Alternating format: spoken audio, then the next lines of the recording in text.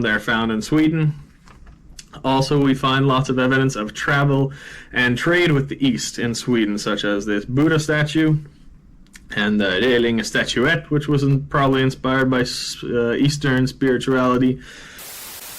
Olá pessoal, sejam bem-vindos a mais um vídeo desse canal. Nós somos cidadãos de terceiro mundo e nesse canal nós reagimos e aprendemos sobre o primeiro mundo. Nesse vídeo nós vamos reagir à diferença entre os vikings noruegueses, suecos e dinamarqueses. Portanto, aproveite a oportunidade, considere se inscrever no nosso canal, clique no gostei, compartilhe esse vídeo e faça mais sugestões. E agora, vamos para a reação.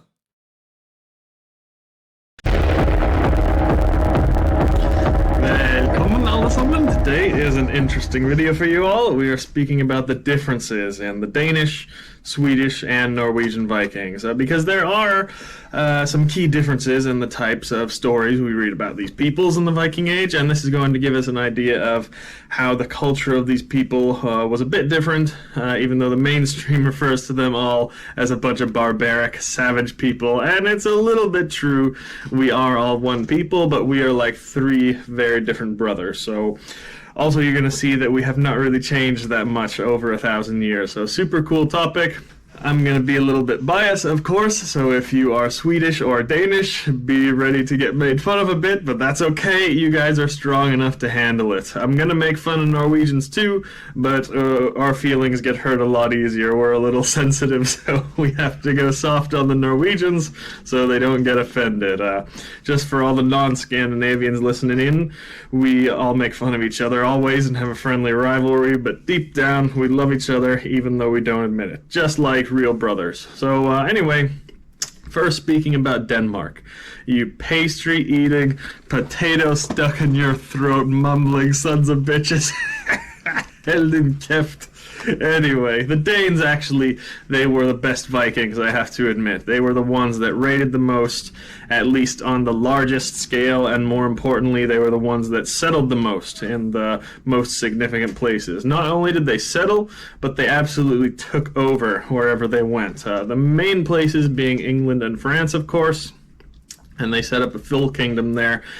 We have the Danelaw in England, of course, which was entirely under Danish control.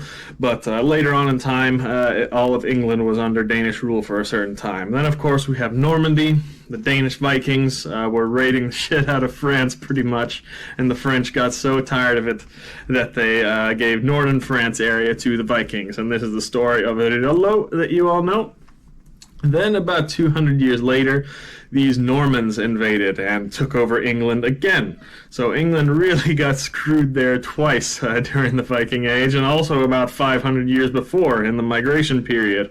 All Danish Vikings or Danish genetics kind of invading England. So the Welsh and the Scots and Irish, they have almost all Celtic DNA. But if you're English, there's probably very little Celtic DNA in there, and if you're really English, it's probably mostly Danish DNA if we go back far enough in time. So Denmark is also home to the most legendary heroes of the Viking Age, such as King Canute, who was king of all England for a certain time. We have Svein Forkbeard, of course, who led the fight against Christianization and defeated his treacherous father, Harald Bluetooth, which you all probably know, of course. And then you all know the legendary Ragnar Lothbrok and his sons. And if you want to read about the Danish Vikings, the best ancient sources are Gesta Danorum, the saga of Ragnar Lothbrok, and also some foreign sources like some French annals and the Anglo-Saxon Chronicle or Bede's History of the English People. Those are all the primary sources with no kind of modern historian interpretations, which I like a lot, so you know that it's getting straight from the source. So yeah, biggest legends from the Viking Age, almost all of them were Danes, and this was all happening, by the way, at the same time Denmark was trying to defend itself from heavy attack from the Christian Roman Empire, from emperors such as Charlemagne a little bit, but more so later on in the Viking Age, Otto I and II of Germany. they also had to defend themselves from the damn Norwegians who didn't give a shit. They just raided everybody. So the Danish people by far had the hardest job of all Scandinavians, and they left the biggest mark on the world. So Denmark really has the most impressive accomplishments by far. But this also led Denmark to Christianizing and integrating with the rest of the world a lot sooner than the rest of Scandinavia, because Denmark settled in places like England and France in large numbers, and the people there integrated very quickly within 1 or 2 generations. And although the Danish genetics spread like wildfire there, a ton of people still to this day have Danish genetics in northern France and England area, of course. But the religion and culture of the Danes faded pretty quickly in these places where they settled, and there's relatively little trace of Scandinavian influence there. Compare that to places where Norwegians, for example, settled. Scotland, Isle of Man, Iceland, Faroe Islands. These places, the Norse religion and culture lasted for much longer, and you even see traces of this today there, still 1,000 years later. So, of course, picture the Danes as the oldest and strongest and most responsible brother out of the 3 Viking countries, and he's just trying to get his 2 younger brothers, Norway and Sweden, to get with the times. Denmark would be the rich, successful older brother saying, please, would you little bastards just grow up and get your lives together? Come on. The rest of the world is Christian, has civilization, order, and peace, and their societies are held together. And you guys just want to keep getting drunk and fighting out in the woods. Come on. Please, you guys are embarrassing me in front of my friends. So anyway, Norway and Sweden are like, no, up yours, loser. Why would we want to be nerds like you? So that brings us to Norway, the problem child. Think of Norway in the Viking Age as the youngest brother that's just a little bastard and likes to cause trouble. So before the Viking Age, Norway was a very wild place that we don't know too much about. We read a lot of stories about Denmark and Sweden before the Viking Age, but Norway was not even really recognized as a common area yet. They knew the landmass was Norway, but it was not really unified under anything, really. It was many, many small tribes and kingdoms all fighting each other. We don't know exactly how many, but it's probably countless little small tribes separated by rough landscape and dense forest. É muito curioso o que ele disse sobre a Dinamarca, porque eu não imaginava que a influência dos vikings dinamarqueses fosse ser tão forte da maneira como ele falou, inclusive na Inglaterra. É verdade, se for parar pra pensar, é tão distante, né?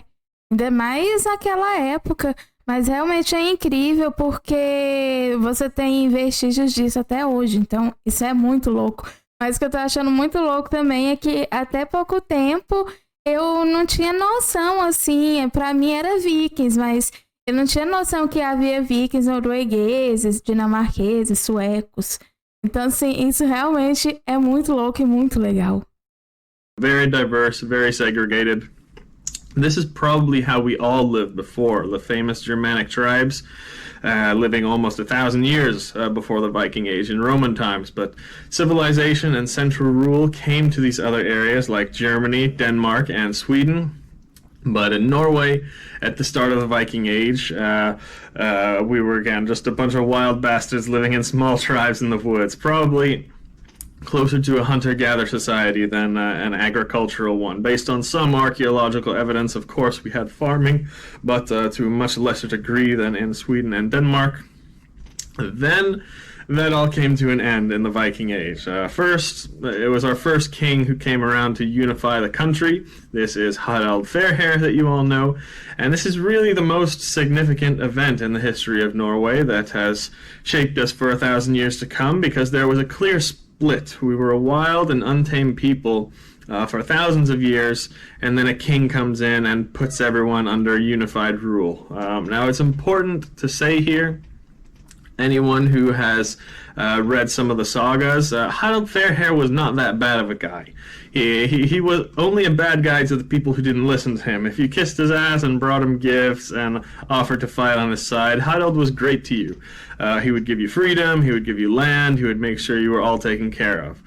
But if you stood up to King Harald in any way or disagreed with him on things, he would try to kill you if he could, but at the very least he would make your life very miserable with laws and restrictions, and, you know, especially if you kind of got into little quarrels with any of his friends. So Harald ruled, actually, a very long time, more than 70 years. That's almost half the Viking Age right there. And his sons were not much better than him after that, and they were all very oppressive too. So the result is anyone with any balls in the Viking Age left Norway, settled in Iceland, Scotland, Ireland, Greenland, and many other places. Anyone who really valued freedom in the Viking Age left Norway. This is exactly what's happening today in Norway too, but I'll get into that in a minute. So, what else can we say about the Norwegian Vikings? These were explorers and raiders primarily. The Danes were the settlers and invaders. So they came in a lot larger forces, raided big places like Paris and York, things like that. They settled in much larger numbers. Norwegian Vikings, they were in smaller raiding parties, and they raided everywhere. They really didn't give a shit. They would raid in the next town over. They would raid their neighbors if they wanted to. And these raids by Norwegians and Icelanders, you're not going to read about in most of the mainstream history books and chronicles like you would about the larger Danish raids. But if you read some of the lesser known sagas, the Norwegians raided much, much more and really terrorized a lot more of the smaller villages and towns, even though a lot of these, they were non-violent altercations, a lot of them, and definitely not the pillage and rape and burn stories you hear in the mainstream. The best sources to read about the Norwegian Vikings is for sure any of the Icelandic sagas, and also most of the later sagas in Heimskringla about the Norwegian kings. But yeah, again, the Danes, they're the big, responsible older brother. Norwegians is the young, wild brother. The reasons for these raids are very complicated, and they're due for many, many different reasons that I will go into in another video. And the Scandinavians raided long, long before the Viking Age. But to speak about the main difference at this time, the Danes had a major population growth at the time, and they simply needed more food and space for their people to live in, and that's why they settled in much larger numbers. And also they were settling in areas that were under constant attack from the natives there. So they needed to settle in larger numbers in Normandy, in England, for security pretty much. Norway, they didn't have as big of a population and resource problem, but a freedom problem, like I mentioned earlier. That's the reason that they left the country in smaller bands, and they settled mostly in uninhabited areas where they could be free. Then we get to the second most significant event in Norwegian history, the worst bastard of a king we ever had in the north, Olav Tryggvason. Now, he makes Harald Fairhair look like Santa Claus. Olav did not only force people to submit to his every rule. Caramba, mas você vê que realmente as coisas eram muito difíceis, né? Tipo, a vida era muito difícil naquela época, mas eu acho que também era muito difícil viver-se numa época com os vikings, porque eles eram muito corajosos. E imagina, né, tudo isso acontecendo. E realmente é incrível você pensar que naquela época eles exploravam tudo isso, exploravam o mar. Realmente é uma coisa assustadora. Eu vejo como o povo nórdico nessa época já estava assim à frente, né? Explorando os mares assim dessa forma. Realmente é uma coisa muito doida de se pensar. Sim, é muito interessante o que ele fala em relação aos vikings dinamarqueses para os vikings noruegueses. Existe uma pequena diferença cultural entre eles, né? Uma vez que ele fala que os noruegueses, eles não... A princípio, eles não plantavam. Eles mais andavam, deslocavam dos lugares e coletavam comida, né? E é muito interessante a gente ver essa pequena diferença, né, entre eles. Isso realmente é algo impressionante. Sim. He tortured and killed anyone who didn't accept Christianity. Absolute horror stories. And Norway did not like that at all, but Olav was able to bribe and convert many of the greedy, treacherous noblemen at the time with help of the Roman Emperor Otto, too. So Norwegians and even the Danes together could not win a war against the Roman Empire, even though they never got invaded, but they had so much help with the Norwegian king, resources and everything like that. It was impossible to win. But then something happened. Instead of fighting against ourselves like we have done since the beginning of time, the Scandinavians came together. The Danes, led by Svein Forkbeard, who I mentioned earlier, came together with the Norwegians, led by Eirik Håkonason. Even the Swedes, the Swedes finally got off their asses.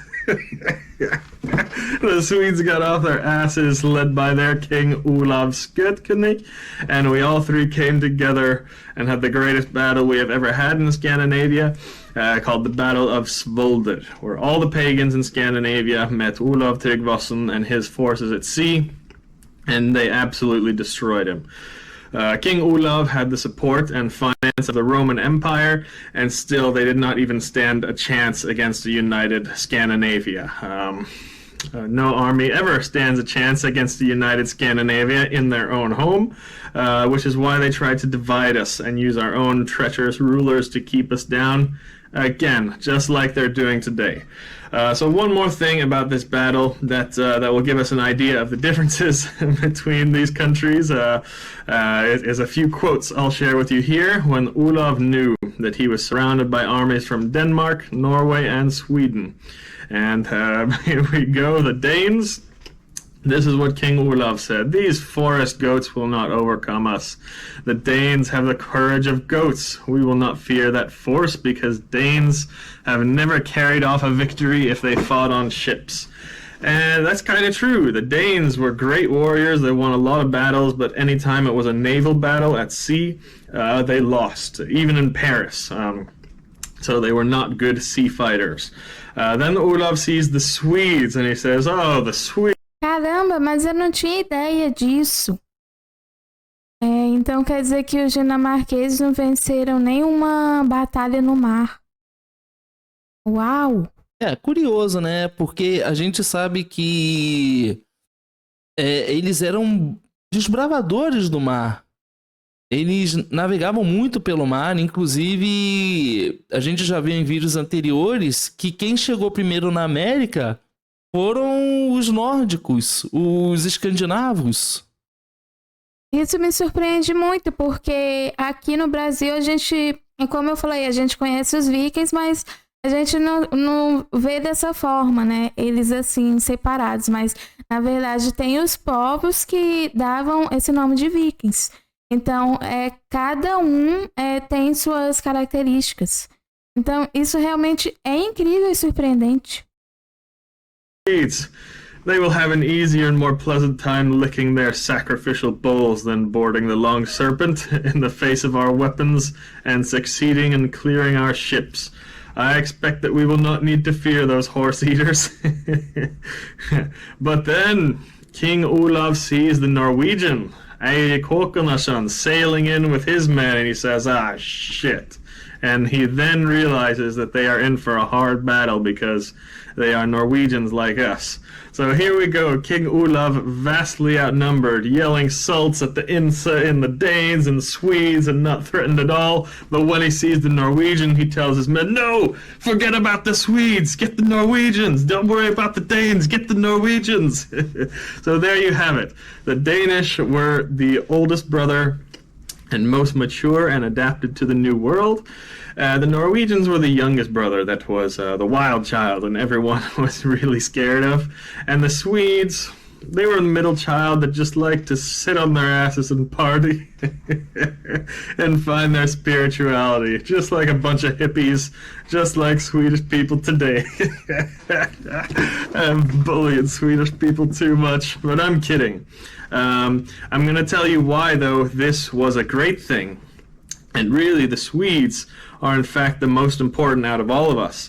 And it's because they played the most valuable role in the preservation of our religion and culture. So the Swedes in the Viking Age, we don't find much information about their deeds in the sources. We have dozens of sagas, really thousands of pages that document the actions of Norwegian and Danish Vikings, but not a whole lot about the Swedes. Of course, the Swedes did things. They weren't just sitting on their asses for 200 years. It's just that we don't have a lot of written sources in the Viking Age about what the Swedes did. However, before the Viking Age, Sweden was the top. Sweden was the top dog, really. Pretty much every major battle, event, hero, legend, it was in Sweden. There were some in Denmark, but mostly taking place in Sweden or with Swedish heroes. Also forget that during the migration period, the Swedes played the biggest role influencing all of Europe, pretty much. The Goths that migrated in massive numbers all the way through the East and Southern Europe, they were originally from Sweden.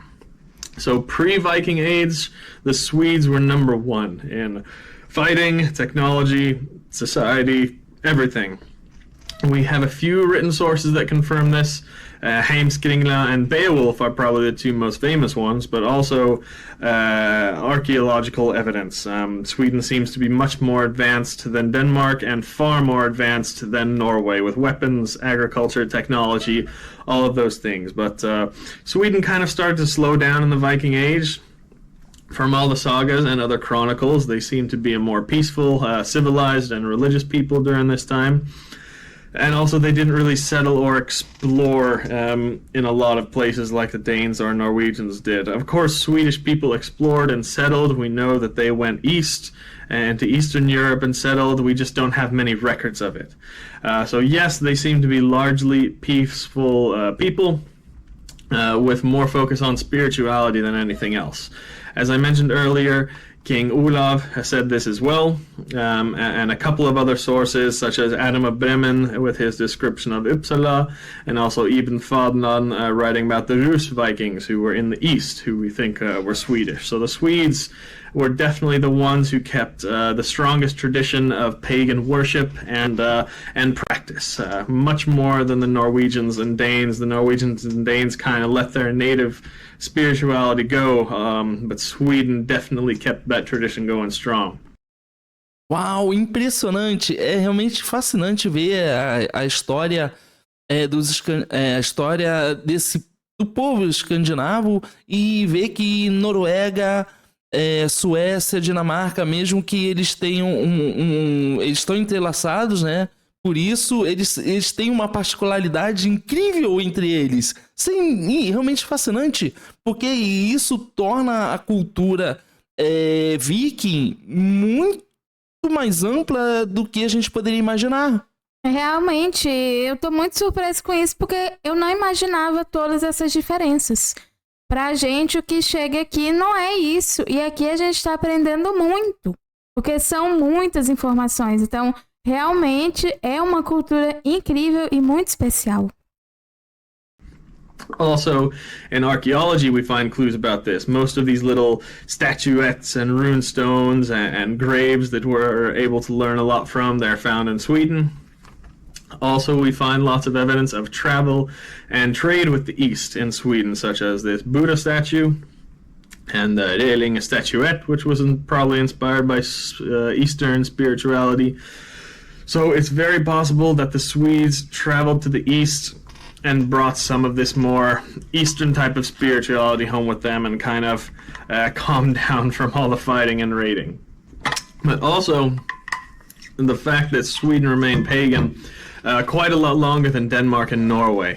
Even then, there is a lot of evidence that paganism continued a lot longer unofficially in Sweden than anywhere else. And this is the reason why I'm so happy the Swedes were like this in the Viking Age, because most of the existing sources and evidence that we have about pagan, like actual pagan practice, comes from Sweden. The myths and things like that come from Iceland, but everything we know about the actual practice of Sweden comes, practice of paganism comes from Sweden.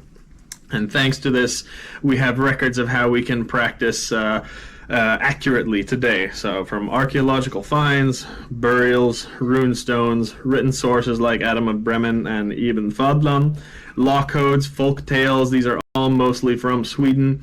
And really also very important that we forget is the grimoires, or svarteböcker as they're called. These books document different magic practices and folk traditions. We find them starting in the 1500s, but most of these practices are much, much older and can be dated back to pagan times. So for us, the practice and religion of the Vikings, we honestly owe about 90% of our thanks to Sweden.